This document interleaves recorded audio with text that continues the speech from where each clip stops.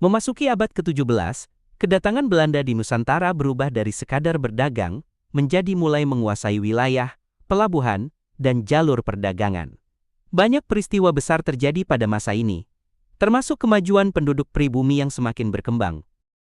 Dengan berkembangnya mengelola penjualan hasil bumi Nusantara, akhirnya Belanda mencari jalur dagang sendiri tanpa perantara Portugis dan membangun hubungan dagang dengan kerajaan lokal Nusantara. Penduduk pribumi pun, dengan adanya Belanda di Nusantara, awalnya membuat kemakmuran bagi penduduk pribumi. Kesejahteraan pun semakin berkembang, termasuk jumlah penduduk semakin bertambah.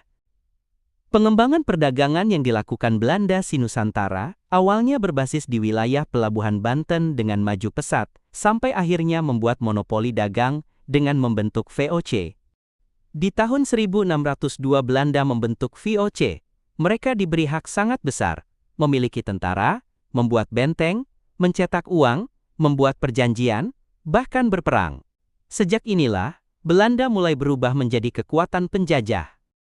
Tidak puas dengan satu wilayah, Belanda berpikir untuk bisa menguasai pelabuhan dan wilayah lain yang ada di Nusantara. Demi kekuasaannya, pada tahun 1619 Belanda menyerang Jayakarta dan mengganti namanya dengan Batavia. Di Batavia inilah Belanda menjadikan pusat VOC di Asia.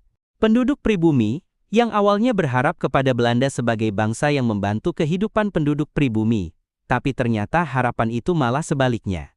Kehidupan penduduk pribumi di abad 17 atau di tahun 1600-an yang tadinya makmur berbalik menjadi korban perebutan kekuasaan wilayah.